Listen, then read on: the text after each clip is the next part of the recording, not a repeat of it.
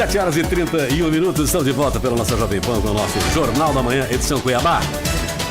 Olha, hoje sexta-feira, dia 15, e estamos recebendo aqui em nossos estúdios, hoje, mais um advogado. Hoje nós estamos aqui com cliente da casa, Bruno Sintra, advogado especialista e com vasta experiência em reintegração de posse. Olha o assunto. Bruno, bom dia. Bom dia, Paulo. Bom dia, Vinícius. Suelme Fernandes. Suelme. Bom dia. Bom dia. É com grande prazer que recebo esse convite para tentar aqui minimizar e esclarecer alguns pontos do que nós estamos vivendo hoje aqui no nosso município de Cuiabá, que é referente ao contorno leste, que são as reintegrações de posse hoje ocorrida, sabendo que nesse contorno leste não existe só essa, mas existem várias outras invasões que estão ocorrendo naquele espaço, naquele perímetro lá. Bom, vamos lá. Para começar, Bruno, como você analisou o que foi noticiado aí? Não sei se você chegou a ver o processo inteiro, as determinações que tinham, se foram seguidas ou não, se isso dava condição dos invasores lá anular aquela reintegração de posse. Estamos falando de protelação, né? Porque um dia isso ia acontecer, né? Mas, enfim, se poderia ser anulada aquela reintegração, se outra discussão foi com relação à destruição do que estava lá, teve autorização judicial para isso, posterior, ao lado que, de outro ponto, o Ministério Público pedia para que isso fosse adiado e pedia uma salvaguarda lá para as pessoas que lá estavam. Como é que você analisou todo esse processo aí? E do que foi feito até aqui? E principalmente os pontos mais polêmicos. Paulo, primeiramente, para conseguirmos entender um pouco mais sobre este caso, nós temos nesse contorno leste várias invasões ocorrendo lá naquele local. E essa discussão do contorno leste vai de encontro um pouquinho, aí eu quero trazer aqui também Vinícius, Paulo, Suelmo, que um embasamento que eles tentam buscar e comentar é sobre a DPF que vem lá do Barroso antes da Covid, durante o momento da Covid-19, aonde chegou para o ministro Barroso que todos os conflitos que envolvem reintegrações de posse no âmbito coletivo, o ministro, no momento, o ministro Barroso, naquele calor da Covid-19, suspendeu todas as reintegrações de posse no período da Covid.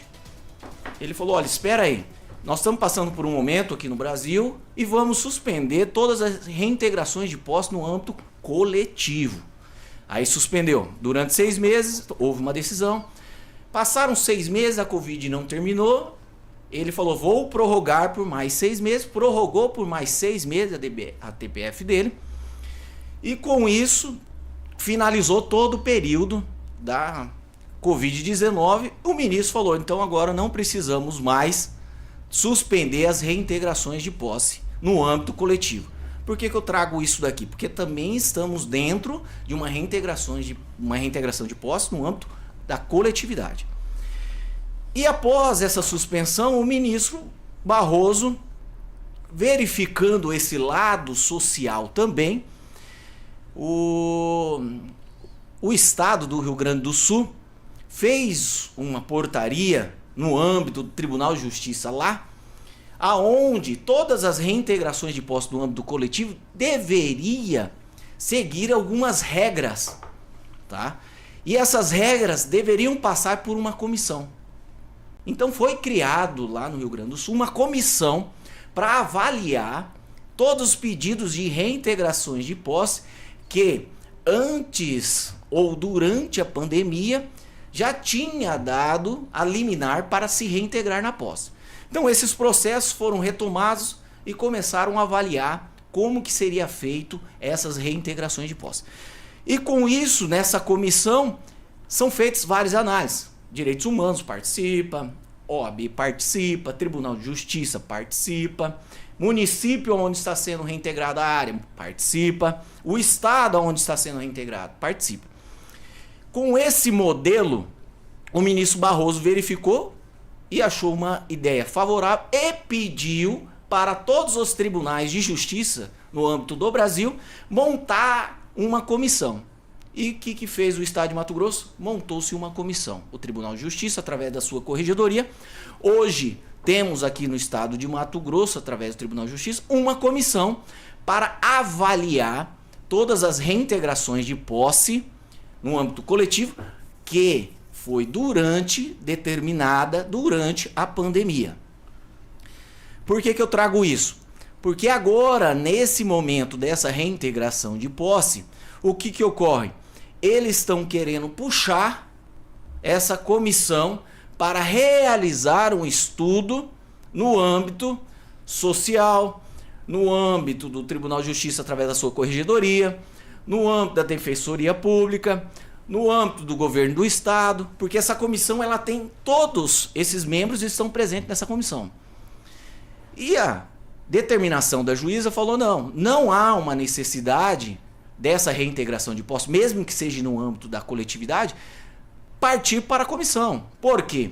Essa invasão ocorreu pós-pandemia, após 2022. Bruno, um detalhe aí dentro disso, o Vinícius tem trazido isso aí, toda vez que a gente discute, ele tem falado isso, falou, olha, não foi permitida lá a presença de direitos humanos e outras comissões. Pois não, Vinícius? Então, primeiro, bom dia, meu amigo, aqui na área de público. Bom dia. Né? Sempre um prazer. Obrigado por ter aceito, né, o convite de estar aqui conosco e com o público. Né?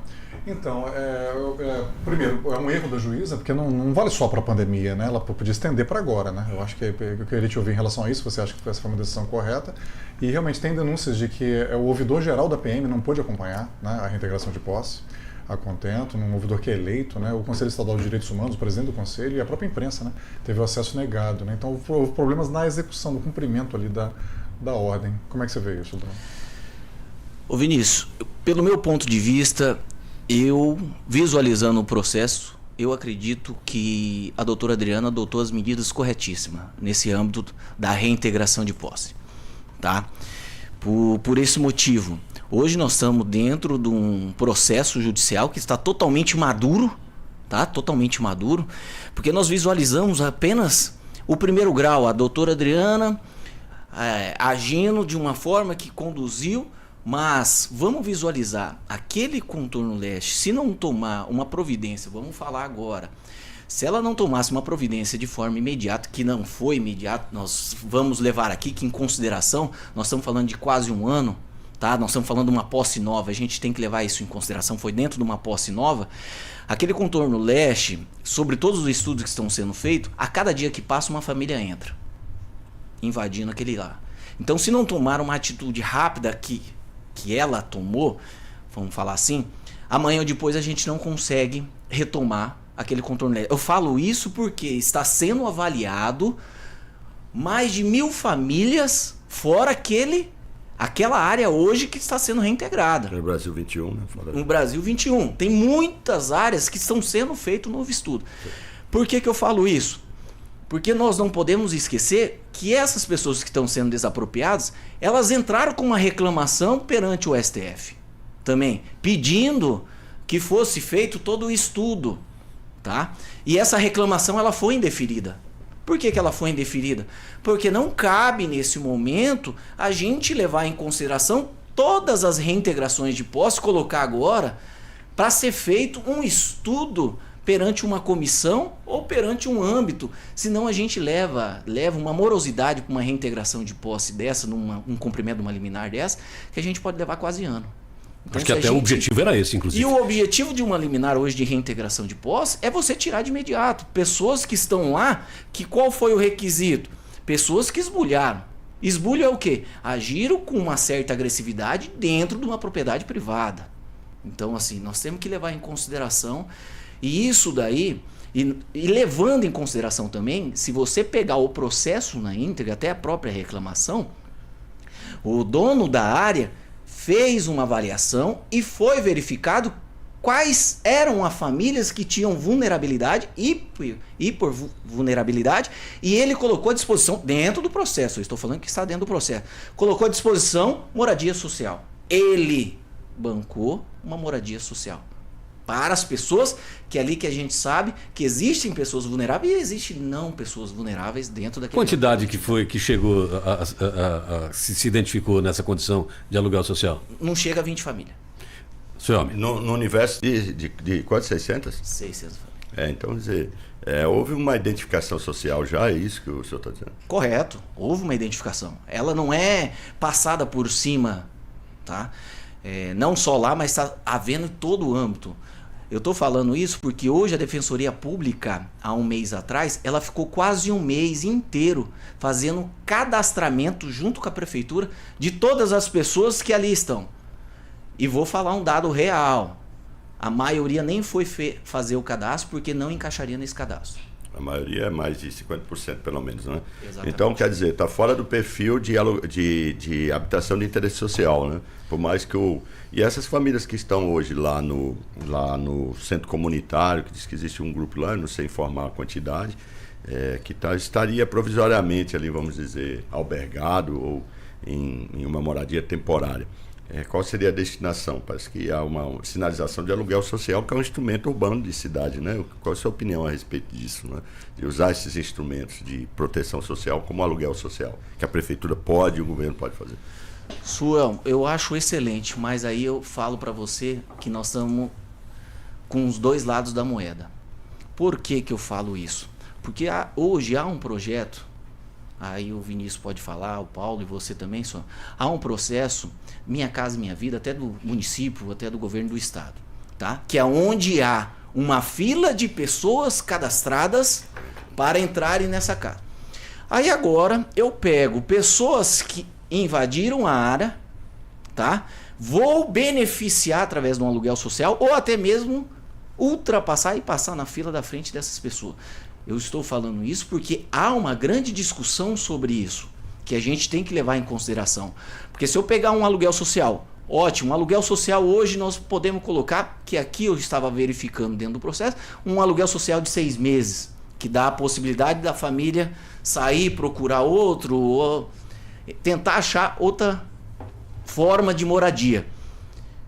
Mas destinar uma casa definitiva, eu já sou um pouco contra, Suel, porque hoje ela estaria passando na frente de pessoas que estão ali aguardando através de um cadastro que existe hoje para mim. Mas dentro desse cadastro mesmo, Bruno, tem possibilidades de você passar na frente, que é, por exemplo, pessoas que estão remanescentes de enchente, gente com doenças graves, etc. Mulheres, né? Mulheres, tem toda uma classificação lá diferenciada, né? A fila tem preferências, né?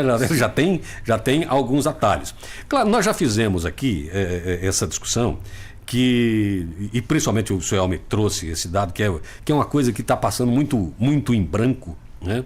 Que é o fato de ninguém ter ido lá bater na porta da prefeitura, que é a primeira responsável por essa área e por essas famílias, né? Não falou nada até agora. Não, ninguém foi lá. Ninguém foi lá. Foram para o governo do estado. Ninguém foi na prefeitura e a prefeitura não mandou ninguém.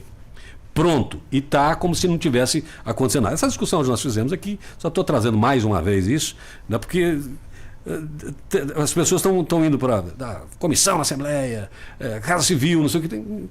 Cadê a assistência social do município? Cadê a Secretaria Municipal de Habitação? Secretaria Municipal de Habitação. Ninguém fala nada, ninguém faz de conta que não existe, né? Então os objetivos são diferentes em alguns casos aí. Mas vamos lá. Agora vamos falar de proprietários. Você falou, bem lembrou aqui, esse caso aí é um entre tantos que tem lá e que já devem estar na justiça. O governador e o governo do estado têm se movimentado nesse sentido de garantir o direito à posse, a propriedade aqui, de invasão zero, etc. e tal. E ele bate no peito mesmo e fala, não, aqui não tem disso não. O Vinícius imita ele bem melhor. Eu acho que é o único que eu conheço que imita bem o governador é o Vinícius. Mas enfim, tem ido nesse sentido.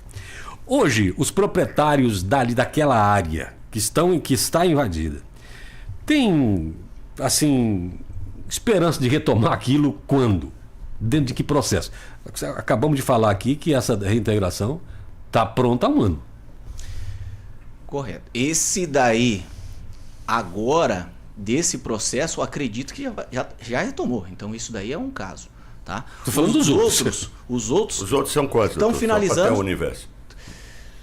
Nós estamos falando de 3 grandes propriedades ali, fora essa. Estão invadidos. Estão invadidas. 3 grandes propriedades ali, que estão totalmente invadidas. Ou seja, o filme vai repetir. O filme vai repetir, mas está sendo feito um estudo porque esse processo foi anterior. Precisou passar pela comissão. Então a comissão fez todo isso, está fazendo um estudo, já realizando e vai finalizar, juntamente com a Polícia Militar e tudo mais. Você está dizendo que os próximos agora não vai passar por essa comissão, vai fazer direto. Não, agora nós não precisamos... Eu entendi errado. Não, as novas ações judiciais após 2022, ações de reintegração de posse coletiva, não tem necessidade. Não tem necessidade. Tá? Porque senão ia virar uma morosidade que não conseguiríamos agora reintegrar. Administrativo. Né?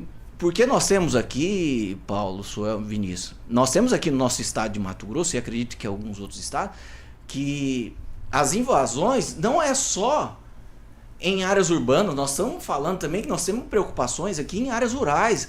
Tem uma que acontece em Aripuanã, que tem pessoas lá que invadiram, entraram e já tem uma reintegração de posse para ser feita de forma imediata. Tá? Totalmente autorizado pelo Poder Judiciário, já foi pedido, já foi reanalisado várias vezes. E com certeza dado ao direito daquele legítimo possuidor, proprietário, a reintegrar na sua área rural. Então aqui nós temos várias outras situações que nós não podemos jogar tudo isso para dentro de uma comissão. Para passar para análise primeiro, para depois... Lembrando que a análise da comissão só é após o deferimento da liminar. Ela não analisa antes de ser deferida. Tá? Então, ó, não, já está ok, nós vamos realizar essa reintegração de posse. Então, eu acredito que não pode demorar muito tempo. E nós estamos verificando de hipervulnerabilidade.